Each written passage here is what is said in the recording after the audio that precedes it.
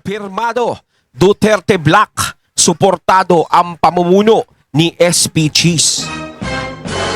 Ayan, syempre itong balitang ating matutunghayan ngayon ay nagmula kay Pinas News TV.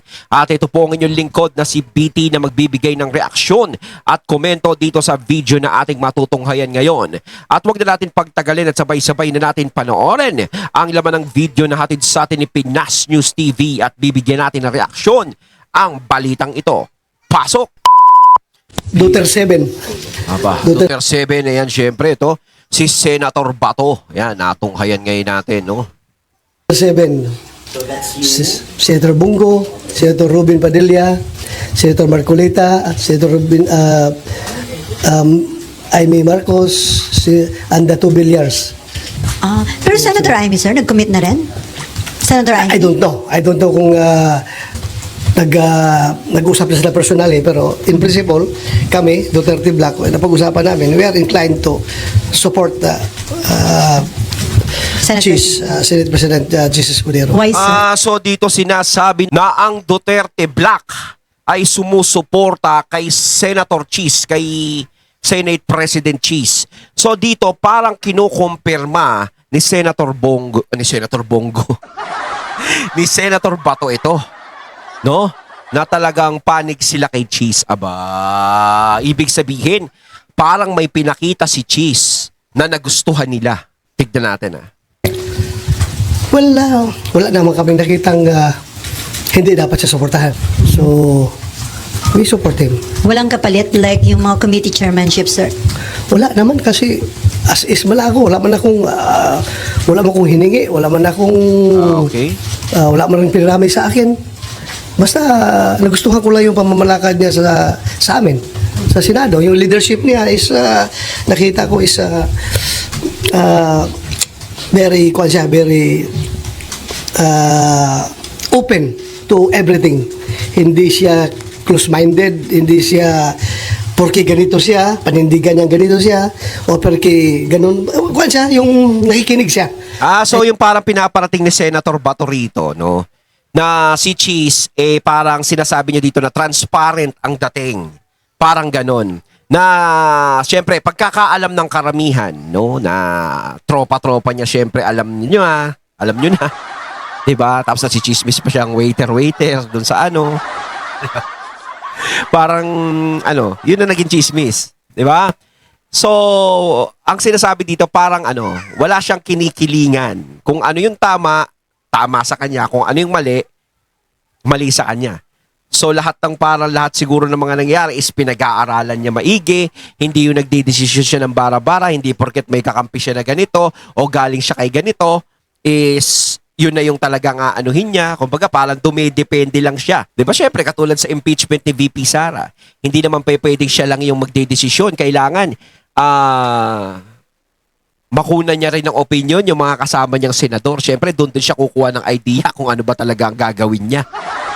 Diba? Siyempre, bilang Senate President. Yun kasi yung parang pinakita ni Cheese nitong mga nakakaraan eh. Diba? Kasi kahit sabihin na medyo baka panig sa administrasyon yan. Merong mga ganyan eh. Merong mga salita kay Cheese na ganyan eh. Kaso parang hindi ganun ang nangyayari. Na hindi niya pinapakita nga panig ako sa administrasyon. No? Kasi sinasabi nga ng iba na naririnig natin na kundi dahil sa administrasyon, hindi ka naman malalagay na Senate President. Kaya nga tinanggal si Senator Zubiri. Dahil syempre, alam natin na kumontra si Senator Zubiri sa kagustuhan ni Tambi.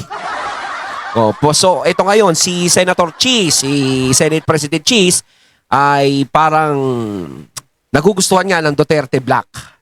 No? Yun nga sinasabi ko, siguro sa pinapakita niya nung nakaraan. Pero ang tanong dyan is, paano pag siya na uli yung Senate President? Diba? Siyempre, para sa akin, kung ikaw, sa isang politiko, no? Kapag botohan, kapag mga ganyan, siyempre, pinapakita mo na kung saan merong masa, kung saan merong doon ka magpapalakas eh.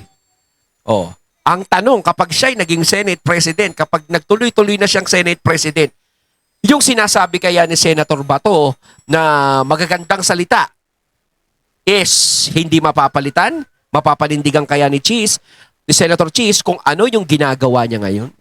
Yun ang tanong.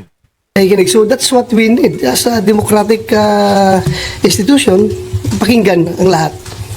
So sir, kung tatanungin ka, anong hihingin mong committee kay Senate President Escudero? Wala na akong hinihingi kasi meron naman tayong equity of the incumbent kung gano'n, di ba? Kung halimbawa, we will vote for him as the Senate President, tapos I'm an incumbent senator, kung ano yung hawak ko, I suppose yung pa rin ang hawakan ko. Equity of the incumbent nga. So, hindi ko na hiningi sa kanya yan. At hindi rin niya in-offer sa akin dahil that's my understanding. Sir, last na lang. So, ibig sabihin yung pagkampi nila, pagsuporta nila kay Cheese, walang kapalit yan. Kasi malamang, syempre, iisipin ng iba. May kapalit yan. Parang ganyan. Mga posisyon, mabigyan ka ng posisyon, parang ganyan. So, inaamin ni Senator Bato rito na wala, parang kung ano lang yung hawakan ko, yun lang. O, di ba? Practical lang, di ba? Kung ano yung bigay sa akin. Senator Bato. Pero Senator Bato. Minsan iniisip ko talaga Senator Bato. Sorry Senator Bato, kakampi mo ako. Iniisip ko minsan, paano kaya pag nagka-book si Senator Bato? Pero nakakita nyo na ba na may book si Senator Bato? Pero nung bata pa siya, nung militar pa siya, di ba? Oo. Kuleta nga ba, Blue Bagay sa kanya yung kalbo. Ribbon Committee Chairman, sir? Yan ang hinihingi niya and I presume na napangako na sa kanya. Sir, may talks about impeachment. Ayun kay Marcoleta naman. Is yung Blue Ribbon Committee is pinangako na kay Senator Marcoleta. Aba. Mas maganda talaga kung si Senator Marcoleta ang hahawak ng Blue Ribbon Committee. 'Di ba? Para talagang nandiyan ang pagtutuos. Diba? Diyan na magkakasubukan, diyan na magkakaalaman. Time na bago kayo mag-commit with SPGs, may hiling ba kayo or any favors asked about the impeachment proceedings? Wala kaming his stand towards impeachment is not a factor to our decision in choosing him as our Senate President. Ang pinaka-big factor dyan na nakikita ko lang talaga is yung pagka-open niya. Nakikinig siya. Lahat ng sides pinapakinggan niya. So, yun ang nagustuhan namin na liderato. So ito pinaliwanag na ni Senator Bato na hindi tungkol sa impeachment yan. Yung pagkakapili nila kay Senator Cheese. Malamang kasi din, isipin din yan na malamang may pag-uusap na kayong ginawa na tungkol sa impeachment na maging kakampi nyo si Cheese. Di ba? Kahit naman ako, napag-isip din ako ng ganun. Di ba? Pero ito, sinasabi nga rin ni Senator Bato na wala silang pinag-usapan na ganun. Ang nagustuhan lang talaga niya kay Cheese is yung pagiging open ni Cheese na nakikinig siya sa magkabilang panig. No? Yun naman talaga ang kailangan Yung makinig ka sa magkabilang panig. Hindi yung porket sabihin na ganito ka. Yung ganun ka. Lalong-lalo na trial yan, hindi biro-biro yan. Yung impeachment na yan. Vice President ang pinag-uusapan dyan. Kailangan pag-aralan niya talaga maigi yan. Hindi pwedeng magdesisyon siya ng bara-bara dyan gaya ng iba. O kita niyo sa camera, di ba? Sa pagdidesisyon nila, nagkakahetot-hetot na. Kaya maganda rin yung kung tutuusin ako kahit papaano. Alam ko marami pa rin nag-aalinlangan kay Senator Cheese dito. Kahit papaano ako, napabilib ako ni Cheese kahit papaano dun sa mga ginagawa niya na hindi siya basta-basta nagpapadala sa utos. Kasi parang ang ginagawa kasi nagiging utusan sila Yung Senado, ginagawa silang utusan. Hindi naman sila dapat gawing utusan dahil milyon-milyon ang bumoboto sa kanila. Na porket ganito, natapos na namin to, napirmahan na namin yung impeachment, kailangan asikasuhin nyo na yan. Gawin nyo na yan. Ganon. Ngayon, hindi yun pinabura ni Cheese. Diba? Hindi pinabura ni Cheese yun. Na parang syempre, bakit nyo kami uutusan? Bakit kayong magdidesisyon para sa amin? Diba? Hindi pwedeng ganun. Mas mataas pa ang Senado kaysa Kongreso. Diba? Hindi sila pwedeng diktahan. Kaya talagang, nabitin sila kay Cheese. Siguro sa buong akala nila, eto, kakampi naman natin to Si Cheese Buong akala nila is, sasakyan ni Cheese yung gusto nilang mangyari. Eh kaso syempre, alam naman natin kahit pa matalino to eh. Alam naman natin si Cheese malawak, matalino. Pero syempre kahit pa paano, meron pa rin tayong alinlangan sa ating mga isip at puso tungkol sa mga ganyan. Yes.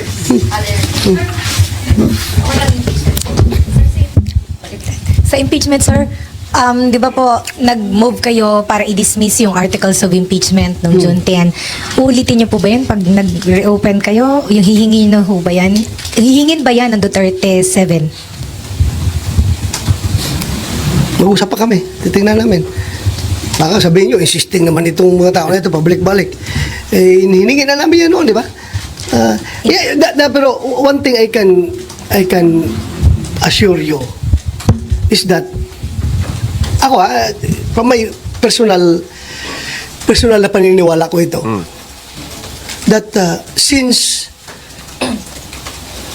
tinanong ng impeachment court yung House of Representatives as to their stand whether or not itong 28th Congress House of Representatives is willing to be bound by the actions of their predecessors.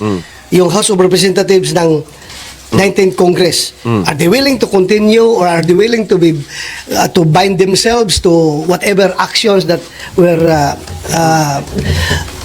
took place during the previous Congress? You can expect me also to raise this question sa floor once the 28th Congress convenes. Itatanong ko rin na tinanong natin yung House of Representatives. Why not ask ourselves also? Di ba? Pareho lang naman. Pareho lang. So, tanongin rin natin yung Senate of the 28th Congress kung are they willing to be bound by the actions of the previous previous Senate of the 19th Congress. So Senator, ibig sabihin, bago kayo mag-decide kung i-dismiss or hindi, paano po yung scenario, kailangan po bang magbotohan kung sa tingin ng Senado ay may jurisdiction kayo o wala dun sa impeachment? Yun, dapat it has to be established. It has to be established by the Senate, not by the impeachment court. By the Senate. So, We are talking about new composition ng Senado. So I am asking the Senate, not the impeachment court. Ha? Senate nga tinatanong ko kasi nga bago ang composition ng Senate. Ang kulit Senator Bato pag ganyan. Natutuwa ako sa kanya pag ganyan. Yung parang tipo na kukulitan. Compared doon sa previous Senate. So magiging iba na naman ang composition ng impeachment court, di ba? Pero itatanong ko yan dito sa plenaryo namin as a Senate, not as an impeachment court. Okay. Di ba? Okay. So yan na po ba yung sa inyong yan na po ba yung para ano ba, yan ang i-raise ninyo, 7, solid 7? I hope they are going to support me, but hindi pa namin napag-usapan yun. As I've said, personal ko lang yan na paniniwala na kailangan tanungin rin natin itong Senate of the 28th Congress.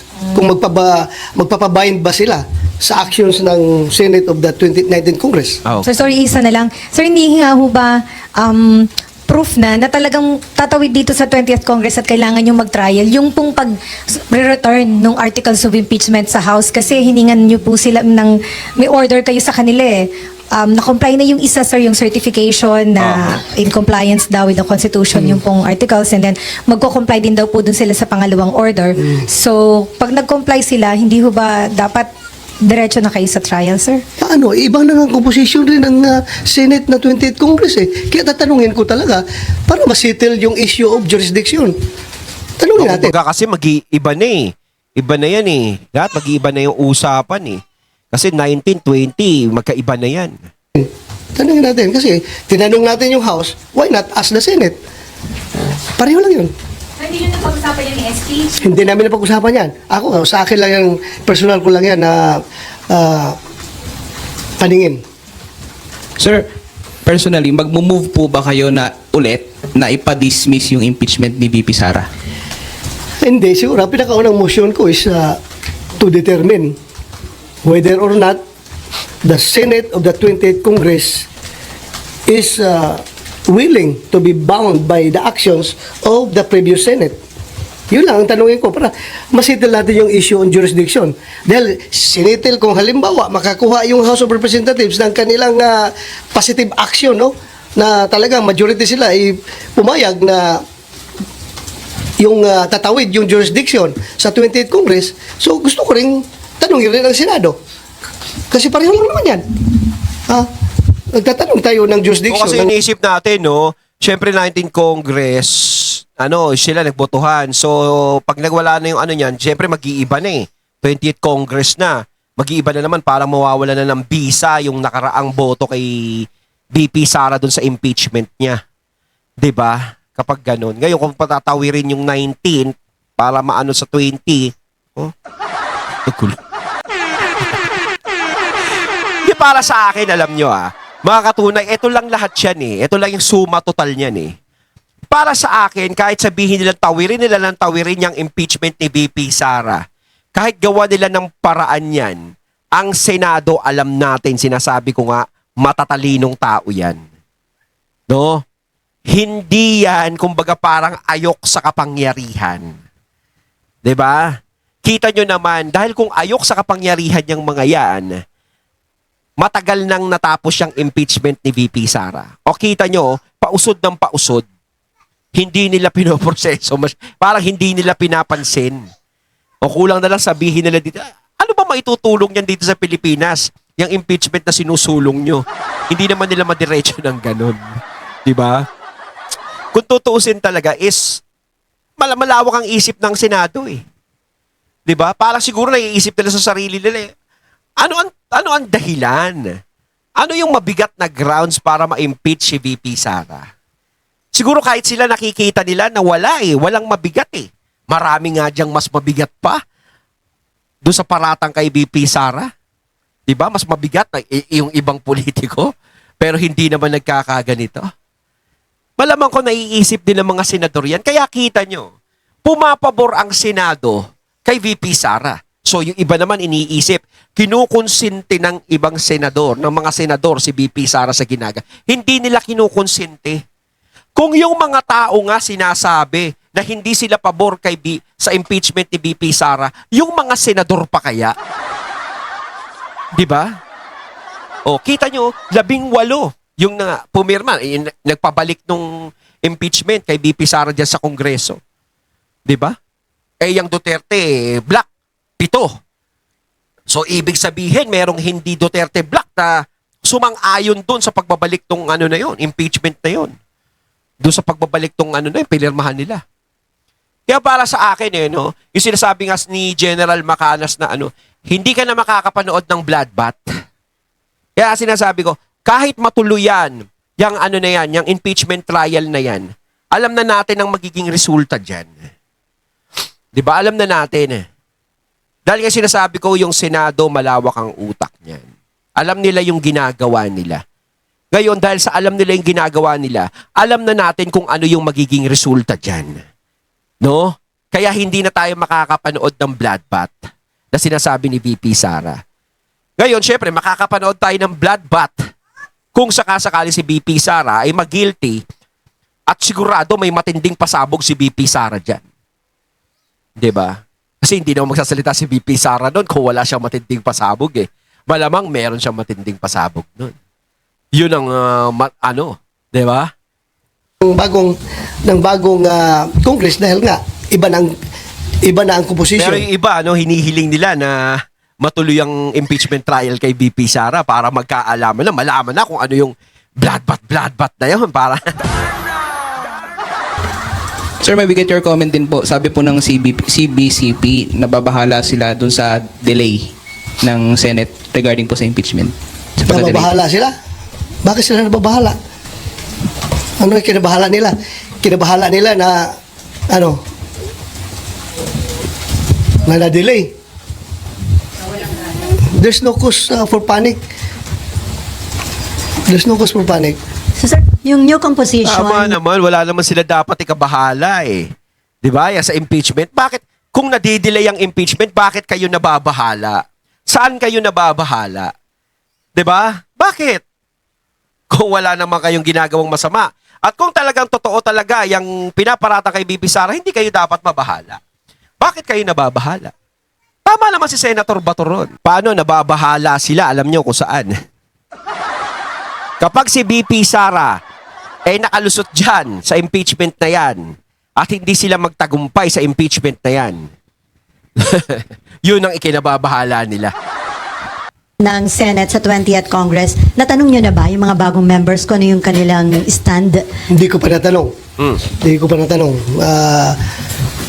But it has to be taken up on the floor para everything is official. And then, sir, pumirma kayo doon sa resolution ni Senator Robin na nananawagan para mapauwi sa bansa ang dating Pangulong. Yes. Oh. So, sa tingin nyo, Yes, dapat may ano yung lang. weight nun? Kung sakaling, sa tingin nyo ma-approve yung resolution na yan? Huwag nyo na itanong kung pumirma sila, sigurado lahat siyang pipirma. Di ba? Kahit naman sino eh. Eh kung meron nga lang nag-iikot-ikot dito na magpapirma na pabor pa uwiin si Tatay Digong, eh baka pumirma pa ako ng 1,000,000 beses. Di ba? Eh bay dapat lang. Pilipino si Tatay Digong, dapat dito siya sa Pilipinas. Hindi siya taga-ibang bansa. Wala lang. It's expressing the sense of the Senate na gusto ng Senado na makauwi na si Pangulong Duterte dito sa ating bansa Tama si Senator for Bato. reasons of sovereignty, reconciliation, if you want it to be also a factor, and also humanitarian consideration. Dahil ang alam natin ngayon is Pangulong Duterte May ay edad na si Tatay Digong. butot balat na daw, masyadong mahina na, Nako. at na nagbigay na nga daw ng Huling habilin. pasabi na Oh. kung mamatay man siya doon, doon na lang siya magpa-cremate sa doon na siya magpa-cremate sa dahig. It's a very sad very naman. sad Siyempre. information. Ayaw naman nating mangyari yung ganun. Kung mamamatay man siya, dito lang siya mamatay sa Pilipinas, huwag doon sa ibang bansa. Para naman na dating Pangulo ng Pilipinas. Yes, yun eh. respeto naman sa So while pending yung case sa ICC, gusto nyo mapauwi siya? Yes. Ayun, natating natunghayan ng video na nagmula kay Pinas News TV. At syempre natunghayan natin si Senator Bato. Ayan, yung interview sa kanya sa Senate. Kayo mga katunay, anong masasabi niyo tungkol dito? Comment lang po kayo sa comment box. So once again, I'm BT and I'm out. Peace.